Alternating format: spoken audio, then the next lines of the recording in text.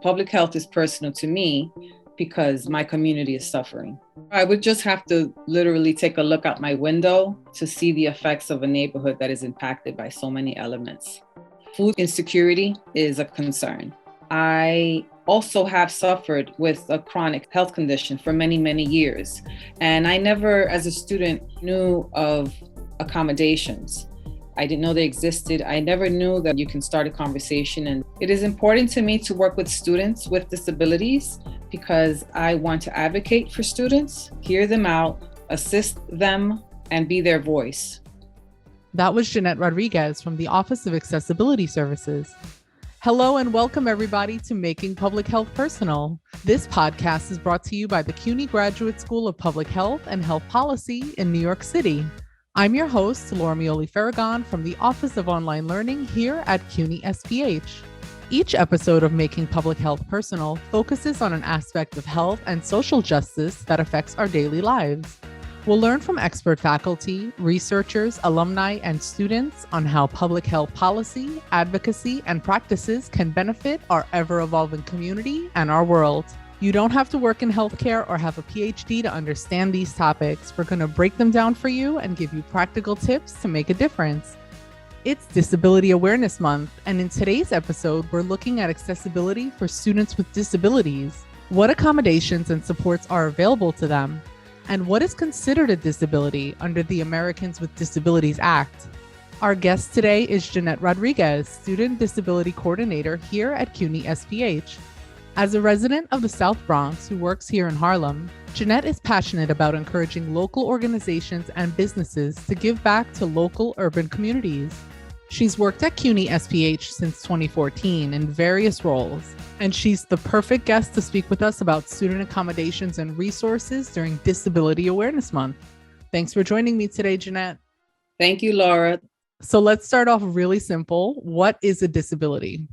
The Americans with Disabilities Act of 1990 defines a disability as a physical or mental impairment that substantially limits one or more major life activities, has a record of such impairment, or is regarded as having such impairment. Some examples could be a vision impairment, traumatic brain injury or TBI, a physical disability such as cerebral palsy, epilepsy, or MS. And of course, there's also invisible disabilities. What is an invisible disability? Invisible disabilities are primarily neurological in nature and are not immediately apparent. Some examples of invisible or hidden disabilities could be learning disabilities, chronic health, such as cancer or heart disease. And then there's also mental health disorders, ADHD, anxiety, PTSD. Those are some examples. So a lot of people now, especially I've been hearing a lot about anxiety and mental health disabilities, but how does a student recognize that they need additional help? I would recommend that the student consult with their physician if they find that they are having an ongoing problem. I think that, they know themselves more than anyone, right? And so if you feel this is something that's been going on for some time, then it's important that you speak with your primary health physician before anything else.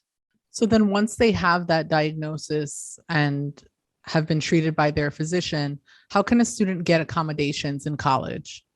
So throughout CUNY, all of CUNY actually, each university does have an Office of Accessibility Services or a designee to answer these questions. So once a student does have their medical report and diagnosis, they should reach out to the Office of Accessibility Services over at their campus. I would do that early in the semester, although we all know things happen. And if you need to reach out in the middle of the semester, then it is what it is, right? But you reach out, that's the first step. Make an appointment with the disability coordinator or designee, and then you take it from there. The conversation should occur as soon as possible. And for our students at SPH, how can they register with your office? Students can visit our website, of course, where we have all the information. There's my contact information and the email for the office itself, which is accessibility at sph.cuny.edu. And you can use both my email and that email to make an appointment. Great. And so CUNY SPH is a graduate school. Are there any special considerations for graduate students, or are accommodations only for undergrads? So accommodations are for students, undergrad, graduate, doctoral program. You know, you're a student. If you have a medical report and if you have a diagnosis, then an accommodation is required. Then we need to have this conversation. An accommodation is not simply for an undergrad student. I find that, or what I've learned throughout these years, is that students in graduate programs that did receive accommodations during their undergrad, they somehow think that because they are now in a master's program, they should no longer require the accommodation. And that is incorrect. You know, the office is there to listen and to provide the accommodation. CUNY does provide reasonable accommodations. And so as long as the accommodation is reasonable and that one that we can provide, we will. But, you know, being a graduate student does not disqualify you from receiving services. And I know for some students, there can be a lot of stigma and shame around having a disability. How does your office make it more comfortable for students to ask for the help that they need? So the Office of Accessibility Services is introduced at new student orientations that are held each semester. At the orientation, the student learns just a little bit about who we are and what we do and how you can reach us. But, you know, more importantly, I think we can work on diminishing stigmas by having more conversations about disability, such as what we're doing now. And so, you know, maybe we will have another podcast next year.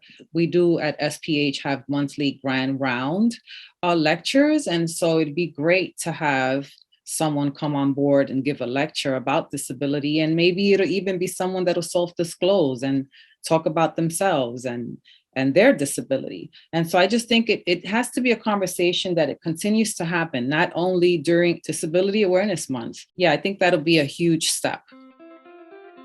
If you dream of making a difference in the world, a public health degree or certificate can give you the tools to do just that. The City University of New York's Graduate School of Public Health and Health Policy equips public health professionals to advance not only a healthier New York City, but a healthier world for us all. We want you to join us in our mission. Visit sph.cuny.edu to learn more about our programs. No matter where you are in your career, CUNY SPH offers a broad range of degree and certificate programs to not only help you advance in your career, but to have a real impact on the world. Public health professionals are needed now more than ever. Join us. Visit sph.cuny.edu to learn more. Your Office of Accessibility sounds like a great resource for students to have in their corner. What future goals do you have to help support students with disabilities here at CUNY SPH? Well, a goal of mine, and it's been a goal for some time, and we really look forward to reaching that goal, is to establish a disability club at the school. So whether you have a disability or not, whether you're registered in the office or you're not, you can join. You join and you would assist the school in increasing awareness. And that, of course, I think would also help with diminishing the stigma. So that's one goal. And another goal, something else I think about, is scholarships. I have no idea where to begin with this, but it's just something I think about sometimes. And I say, you know, it'd be wonderful if the school could offer a scholarship specifically for a student with a disability. Of course, there'd be criteria like with any scholarship. Mm-hmm. So April is Disability Awareness Month. Can you tell us about how CUNY celebrates this? Disability culture is celebrated and recognized during the month of April throughout CUNY. And so there are keynote speakers that speak on the topic of disability. There are panel discussions where students and staff, faculty join with sometimes special invited guests where we discuss accommodations.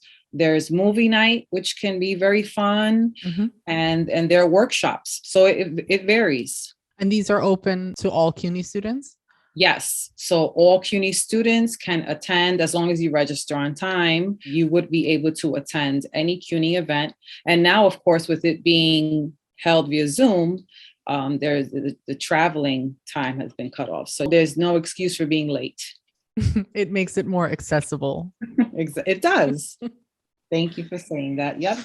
So were there any other resources that you can recommend for students with disabilities? Yes. So the CUNY Coalition for Students with Disabilities, I highly encourage participation from students.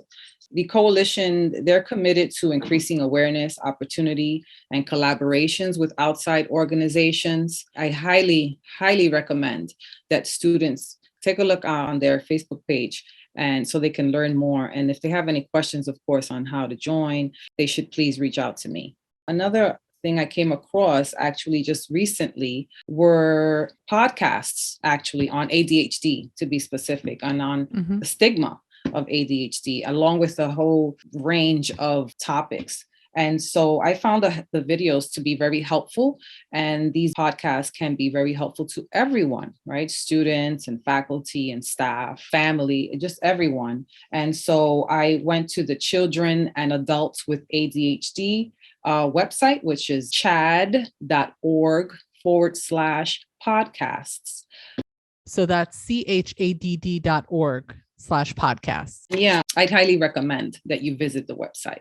So another resource I'd like to add is I'd like to encourage faculty and students, staff, everyone to begin to consider wearing a clear mask. You know, for almost 2 years now, we've been hiding our smiles and frowns and, behind these N95s and cloth masks. And so I do encourage all listeners to wear a clear mask. They are useful to the deaf or hard of hearing, even for students that are learning a new language.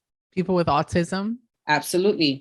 Absolutely. And FDA clear masks are available at the CUNY School of Public Health. And so I encourage you to go to one of the pantries, and that's where you'll find them, and that you begin wearing one. And so they are available for faculty and staff. And if a student needs a mask, they should definitely reach out and we'll provide one.